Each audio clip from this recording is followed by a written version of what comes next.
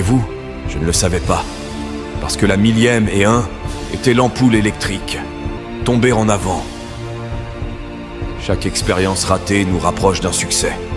Tu dois prendre des risques. Et je suis sûr que tu l'as probablement déjà entendu. Mais je veux te parler de pourquoi c'est si important.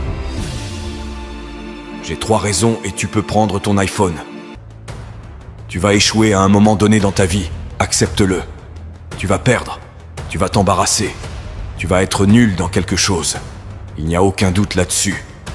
Et je sais que ce n'est probablement pas un discours traditionnel pour une cérémonie de remise des diplômes, mais je te le dis, accepte-le, car c'est inévitable. Et je devrais le savoir. Dans le monde du cinéma, on échoue tout le temps.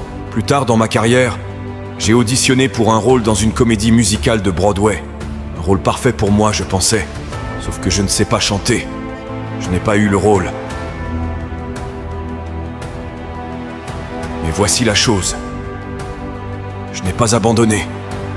Je ne suis pas tombé en arrière.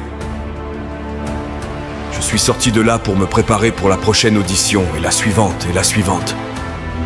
J'ai prié. J'ai prié. Et j'ai prié. Mais j'ai continué à échouer et à échouer et à échouer. Et cela n'avait pas d'importance, car tu sais quoi? Il y a un vieil adage. Si tu traînes dans le salon de coiffure assez longtemps, tôt ou tard, tu auras une coupe de cheveux. Donc, tu vas obtenir une opportunité. Et j'ai eu cette opportunité. L'année dernière, j'ai joué dans une pièce appelée Fences à Broadway. Comme quelqu'un en a parlé. J'ai remporté le Tony Award. Et je n'ai pas eu à chanter d'ailleurs. Mais voici la cerise sur le gâteau. C'était au théâtre de la cour. C'était le même théâtre où j'avais échoué à ma première audition 30 ans auparavant. Le point, et je vais accélérer, c'est que chaque diplômé ici aujourd'hui a la formation et le talent pour réussir. Mais as-tu le courage d'échouer? Voici mon deuxième point sur l'échec. Si tu n'échoues pas, tu n'essayes même pas, je le répéterai. Si tu n'échoues pas, tu n'essayes même pas. Ma femme m'a dit cette excellente expression. Pour obtenir quelque chose que tu n'as jamais eu, tu dois faire quelque chose que tu n'as jamais fait. Les Brown, le conférencier motivant, a fait une analogie à ce sujet. Imagine que tu es sur ton lit de mort et autour de ton lit de mort se tiennent les fantômes représentant ton potentiel inaccompli. Le fantôme des idées que tu n'as jamais mises en pratique. Le fantôme des talents que tu n'as pas utilisés. Et ils se tiennent autour de ton lit en colère, déçus et contrariés. Ils disent que nous sommes venus à toi parce que tu aurais pu nous donner vie, disent-ils. Et maintenant, nous devons aller ensemble à la tombe. Alors je te demande aujourd'hui, combien de fantômes seront autour de ton lit quand ton heure viendra? Tu as investi beaucoup dans ton éducation et les gens ont investi en toi. Et laisse-moi te dire, le monde a besoin de tes talents et cela plus que jamais. Je reviens, tu dois donner tout ce que tu as.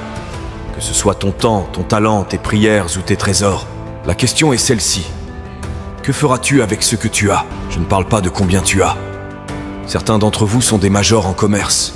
D'autres sont des théologiens, des infirmières, des sociologues. Certains d'entre vous ont de l'argent, d'autres ont de la patience, de la gentillesse, de l'amour. Certains d'entre vous ont le don de supporter longtemps. Peu importe ce que c'est, quel que soit ton don, que feras-tu avec ce que tu as? Bon, maintenant voici mon dernier point sur l'échec.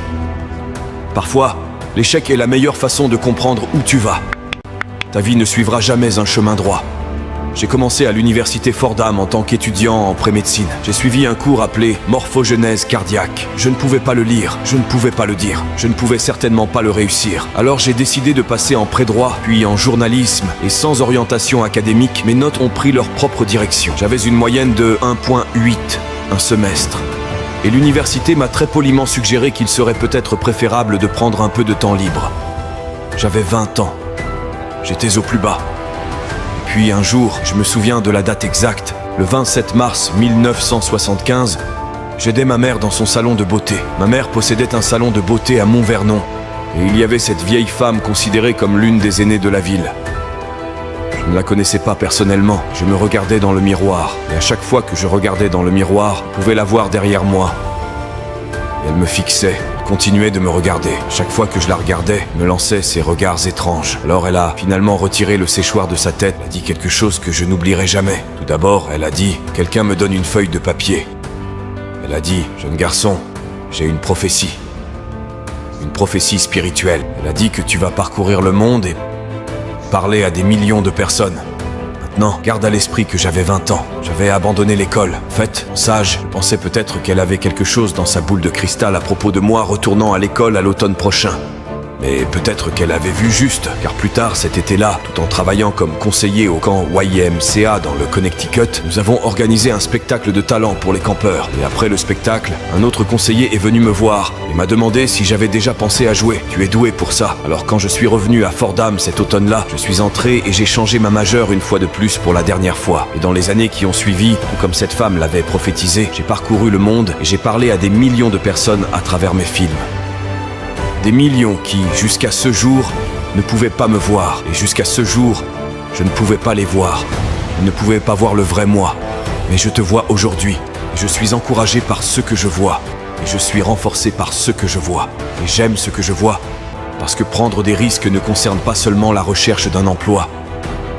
Cela concerne aussi le fait de savoir ce que tu sais et ce que tu ne sais pas. Cela concerne le fait d'être ouvert aux gens et aux idées.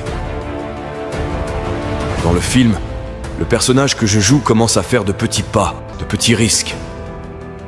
Très lentement. Il commence à surmonter ses peurs.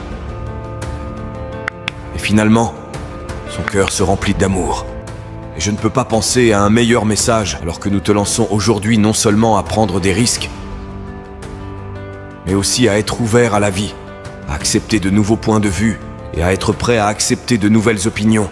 À être prêt à parler lors d'une cérémonie de remise des diplômes dans l'une des meilleures universités du pays, même si tu es mort de peur.